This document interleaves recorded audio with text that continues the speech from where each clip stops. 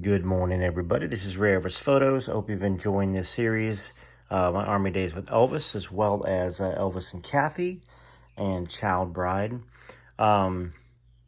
Make sure if you're a new subscriber to go and click on Rare Elvis Photos and take a look at all the playlists, all the podcasts. There's plenty for you to find here, including interviews on Elvis, great photos of Elvis Presley, and of course the books of Child Bride, Elvis and Kathy, and my Army Days with Elvis, Friendship, Football, and Follies, Johnny Lang.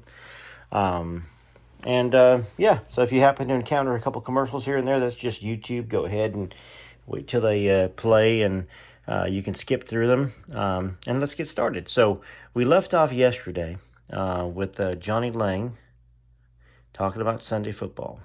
So chapter 18, in the warmer months, we played football every Sunday. Hey, actually, before I start that, make sure you find Johnny Lang's book on Amazon. There will be a link in the description of these videos where you can find his book, or you can type in My Army Days with Elvis, Friendship, Football, and Follies. He's a nice gentleman, and he's getting up there in his years. And it'd be nice for y'all to buy the book and have it for yourself in your bookshelf for your grandkids and your kids to read. Here we go. Let's get started. Sunday football. In the warmer months, we played football every Sunday. Elvis loved football. He was the quarterback, and I was the running back. I was the fastest guy out there and the smallest. I was also the only one that played in my socks. Yep, I only played wearing socks because shoes, they slowed me down. So this gave me a maximum speed in the field. In the sideline photo of Elvis and me on page 49, I wasn't smiling too much because I was in a lot of pain. Just prior to that photo, someone stepped on my foot during a play, and it hurt like hell.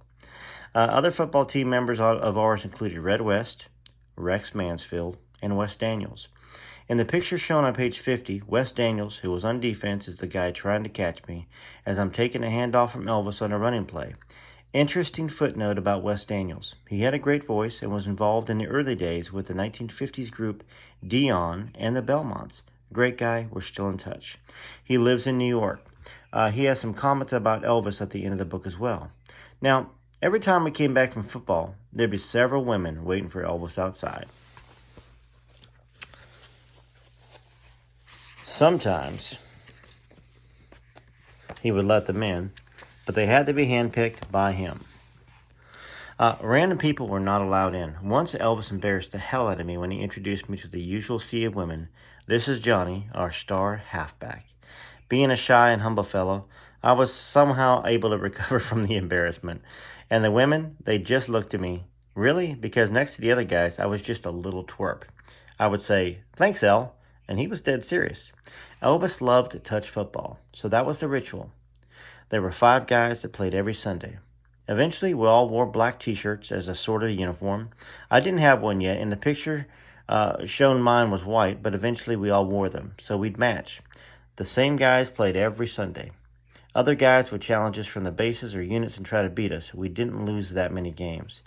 One afternoon, we were in the huddle, and as usual, Elvis was calling the plays. Elvis said, "All right, here's what we're going to do. Johnny, you're going to run that way. I'm going to throw a pass and hit you in the flat." So he called the play, I ran, and he threw the football way the hell over my head, like I was 6'9". So I couldn't get near the ball. I came back to the huddle. He said, "You got a problem with your eyesight?"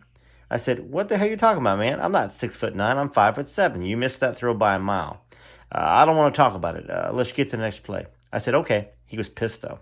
The next one I caught, he threw it a little lower. We were just normal 22-year-old guys getting after each other, yelling at each other. Back then, Elvis was slim and trim, about 6 feet tall, 175 pounds. He had a damn good arm, too.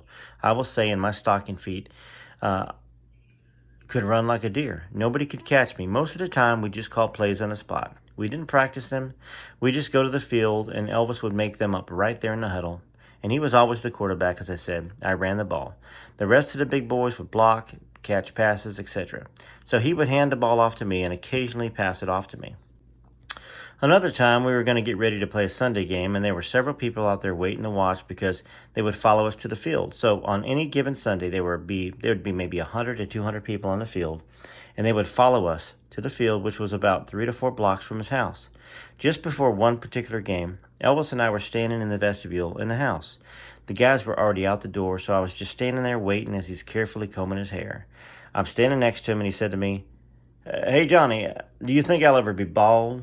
I said, "No, I'll be bald someday, but you'll get uglier." He just looked at me and said, "Let's play ball." To me, he wasn't Elvis Presley. He was just my friend until he got out the door. Then you knew who he was. I often called him Babe or L. Other guys called him EP. He didn't like it when I called him Babe, but I thought, what's he going to do? Kick my ass for calling him Babe? So I called him Babe because he reminded me of Babe Ruth. Just the name Babe Ruth was bigger than life. One of the greatest players that ever played the game, 714 home runs in his lifetime. That's why I called Elvis Babe, because he reminded me of Babe Ruth. Such a bigger than life persona, and Elvis was bigger than life. I like that. That's a very cool thing to nickname Elvis Presley, Johnny, because nobody else called Elvis Babe, and nobody else ever thought about that. So the next chapter here, chapter 19, and then I got to get to the beats, but I will read some Elvis and Kathy later, and I think I'll leave Child Bride for Thursday. I'll read a nice section of that because we're just getting to. If y'all haven't been following the Child Bride series, we're just getting to the part where it's Priscilla's first night over at Elvis's house. Elvis is leaning up, kissing her against a wall, and then he takes her upstairs, and Curry asked Priscilla what happened up there, and that's what we're getting to. All right, Merry Christmas, Elvis, 19. Christmas time, the presents were stacked across the room to the corner of the house. Presents came from all over the world. I'm watching Elvis open the presents, and he's like a kid. And he opened a present that was made from sheepskin. The inside was like a shirling-type shirt, or from the inside of a sheep's skin. I think it might be shirtling. I don't really know. Beautiful, all white, and he opened it up. He said, "Holy cow, look at this." And he held it up. He said, "Man, isn't this beautiful?" I said, "Man, that sure is. That's gorgeous." He was happy like a kid, and he got presents from all over the world. That was at Christmas time, presents stacked to the ceiling. And I said to him, "Is there anything for me?" He said, "I don't think so." They decorated for Christmas too. This was one of Elvis's favorite times of the year, on the New Year's Eve. Elvis throws a New Year's Eve party in one of the hotels. Luckily, Elvis paid for the whole event.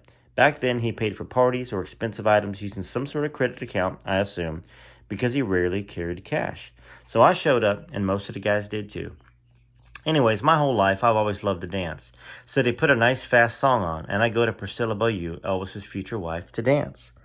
At the time, Priscilla's about 14 years old, and I'm 22. She looks like a mature young gal, and she looked like she wanted to dance, so I asked her. I recall her being a nice young lady. She and I were dancing to a great fast song. Meanwhile, Elvis was playing pool. So I looked up, and one of the guys comes over and said, "Johnny?" I said, "Yeah." He said, "Elvis doesn't want you dancing with Priscilla." That's what probably said. Don't tell Johnny not to dance with Priscilla over there. I said, "What's the problem?" "I don't know. I'm just doing my job," one of Elvis's friends said. I said, "So the big dog's worried about the little dog? Just don't dance with her, please." That was the end of that dance. I look up and Elvis is looking at me while he's playing pool, and I'm thinking, big Hollywood guy, I got him going. Sometime later, just to bust my chops, Elvis asked me in front of the guys, "Hey, Johnny, I hear you're a pretty good dancer." I said, "Yeah, I'm okay. Why? Why don't you dance for us right now, right here?" I said, "I don't think so." Everybody's laughing. No one was off limits from Elvis's teasing, and I was no exception. We all used to tease each other quite a bit. I had a chance to really give it back to him when I walked in on Elvis upstairs in his room getting ready one night. He was standing there in what we used to call jockey shorts. Today, they call them Tighty Whities. I walked in, took one look at him, and said, "You gotta be kidding me. This is what the girls are all shook up about?" He snapped back. "Why don't you go back downstairs? What's wrong with people?" he asked. Once in a while, the teasing would offend someone in the group. There were one or two times when Elvis did hurt my feelings. I recall we got into an argument about something once. I don't remember what the argument was about, but he hurt my feelings. So I left our living room and went to the kitchen, and I was sitting at the table by myself. Elvis came in the kitchen and put his hands on my shoulders. "How you doing, Johnny?" He squeezed my shoulders, and that was just kind of his way of apologizing to me, because Elvis never apologized. But he knew he hurt my feelings. Then everything was okay after that. The only other time I remember was when I was in the kitchen washing dishes with Dodger, Elvis's grandmother, and I hear Elvis say, "Where's Johnny at?" One of the guys said, "Well, he's in the kitchen washing dishes with your grandmother." He said, "That's women's work. Tell him to get back out here to the living room because guys don't do that kind of stuff."